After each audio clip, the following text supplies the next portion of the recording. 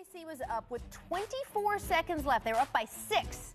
They missed 3 of their final 4 free throw attempts, which set the stage for Marcus Morris's go-ahead 3. Westbrook had a game-winning shot attempt, but he fell short.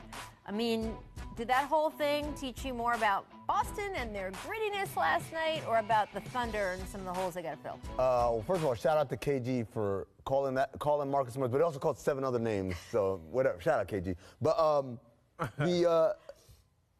like players only, by the way. I like it too. I like it too. I know it's a mixed. People have mixed reaction. I think it's good. It's cool. I'm all for it. Celtics, they are who we thought they are. Like, that's who they are. That didn't show me anything. I know that's who they are. Right, which is on both sides of the coin, right? Yeah, but gritty and they'll like squeak wins out and do the smart. But I think that's a regular season phenomenon. Okay. I think in the playoffs, if you don't have your horses, that grittiness only gets you so far. Yeah. Your stars have to step up in the playoffs. Or be on the court, Kyrie. Yeah. But for the Thunder, I actually think it's the opposite. I think this is like a smokescreen, because it makes people think, oh, they're not that good. Look at how they're blowing games up.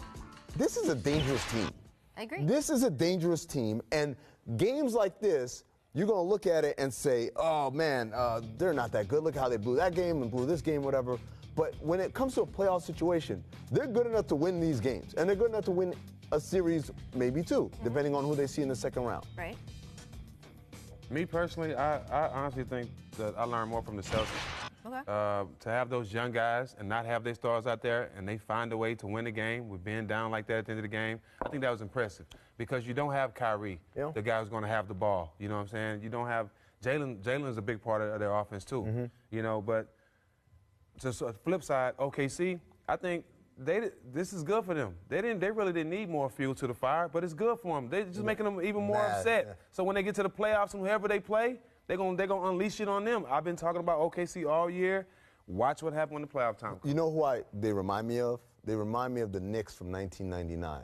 There was an 8 seed, but they weren't really an 8 seed. Right. They were just an 8 seed because they underachieved. It's like how it all comes back to the Knicks. I'm just saying, the 99 Knicks went to the finals. Right. You think these guys went to the finals? That's right. That's what I'm talking about. So it's a team that during the regular season, they underachieved, and so when they got to the playoffs, like, they're an 8 seed, but they're not really an 8 seed. They're a lot better than that. These guys are the same way, I think.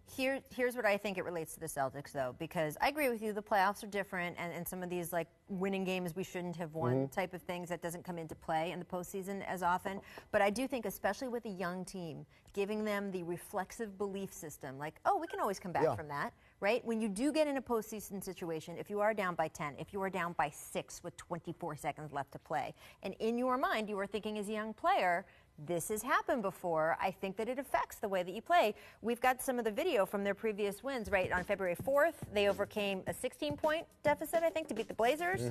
November 16th, down from 17 to beat the defending champs. Right, here we go. Here's a video of that.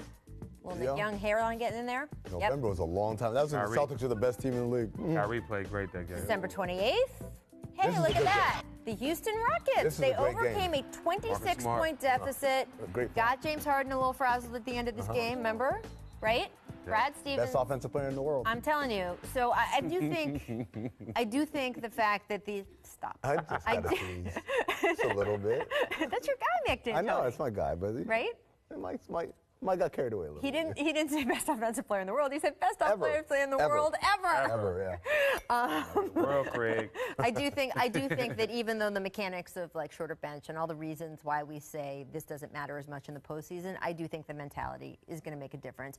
And these little things, these habits, I do also think that it makes a difference in the postseason. Sure. It will. Shout out and to the little habits that help you win the games you shouldn't win, and the habits that you just end up losing just too many of those games that you should win, those you will see show up. I'll agree with you because they're a young team, the confidence building of it. Even with the Thunder, who I do agree with you, Stack, and I mean, they're more dangerous than they might look for their record, but I do think those little habits that make you lose games, I think that's all from Coach Stevens, though, and the way he's coaching, the confidence he's giving. It's not nothing. OKC was up with 24 seconds left. They were up by 6.